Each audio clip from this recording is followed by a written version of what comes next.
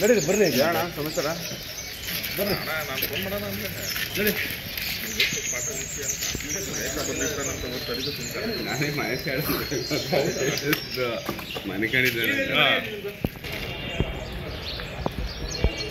ಏನಣ್ಣ ಬೊಮ್ಮನ ಕಡೆ ಕಥೆ ಇದು ವಾರಕ್ಕೊಂದು ಹೋಗ್ತಾವಲ್ಲ ಅಣ್ಣ ಹೌದೌದು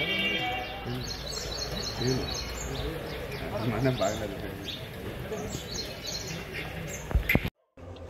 ಶಿವಮೊಗ್ಗದಲ್ಲಿ ಸ್ನೇಹಿತರ ಎಣ್ಣೆ ಪಾರ್ಟಿ ವೇಳೆ ಕಿರಿಕಾಗಿದ್ದು ಕೊಲೆಯಲ್ಲಿ ಅಂತ್ಯ ಕಂಡಿದೆ.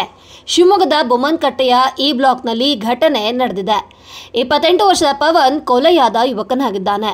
ಶಿವಮೊಗ್ಗ ನಗರ ಹೊರವಲಯದ ಬೊಮ್ಮನಕಟ್ಟೆ ಎ ಬ್ಲಾಕ್ನ ನಿವಾಸಿ ಪವನ್ ಸ್ನೇಹಿತ ಶಿವಕುಮಾರ್ ಮನೆಗೆ ಪಾರ್ಟಿಗೆಂದು ನಿನ್ನೆ ಹೋಗಿದ್ದ.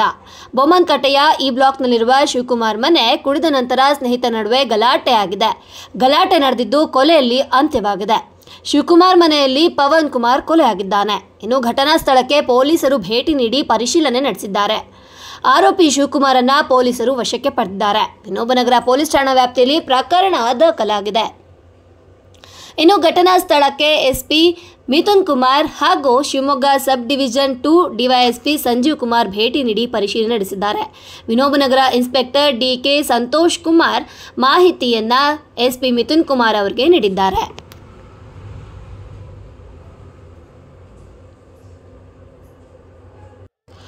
ಇನ್ನು ಪವನ್ ಕುಮಾರ್ ಮರ್ಡರ್ ಪ್ರಕರಣಕ್ಕೆ ಸಂಬಂಧಿಸಿದಂತೆ ಸ್ಥಳಕ್ಕೆ ಬೆರಳಚ್ಚು ಮತ್ತು ಫಾರೆನ್ಸಿಕ್ ತಂಡ ಭೇಟಿ ನೀಡಿದ್ದಾರೆ. ಇನ್ನು ಕೊಲೆಯಾದ ಸ್ಥಳದಲ್ಲಿ ಮಾಹಿತಿ ಕಲೆ ಹಾಕ್ತಿರುವ ತಂಡ ನಾವು ನೋಡಬಹುದು.